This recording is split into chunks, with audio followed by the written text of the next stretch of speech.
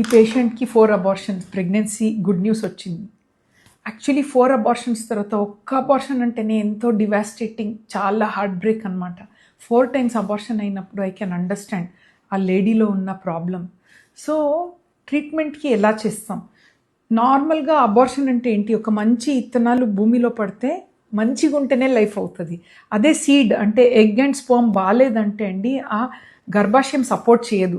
So first మనం egg sperm బాగుందా లేదా అంటే ఆ బేబీ బాగుందా లేదా అని పీజీటీఏ అడ్వైస్ చేస్తాం ఐవీఎఫ్ ఫిక్సీలో.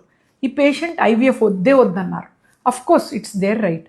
సో ఐవీఎఫ్ చేయకుండా రికరెంట్ ప్రెగ్నెన్సీ లాస్ని ఎలా మేనేజ్ చేయాలని చెప్తాను. భూమి బాగుందా లేదా చూసుకోవాలి. యాప్లా అని ఒక టెస్ట్, మళ్ళీ 3D scan, endometrium lining, and then hysteroscopy అవసరం ఉంటాయి. ఇవన్నీ టెస్ట్ చేసి అంత బాగానే ఉందనుకోండి, దెన్ టెండర్ లవ్ కేర్ అంటారు. సో పేషెంట్కి మోటివేట్ చేయటం, పాజిటివ్గా చెప్పటం, ఎమోషనల్ చేసుకోవటం, డాక్టరే కాదు ఈవెన్ ఫ్యామిలీలో హస్బెండ్ సపోర్ట్ చాలా చాలా ఇంపార్టెంట్. సో సైన్స్ ప్రకారం నేను చెప్పే మాట కాదు, ఐవీఎఫ్ చేసుకోలేదంటే ఈవెన్ 3 అబార్షన్స్ అయిన తర్వాత వితౌట్ ట్రీట్మెంట్ 60% సక్సెస్ అనమాట.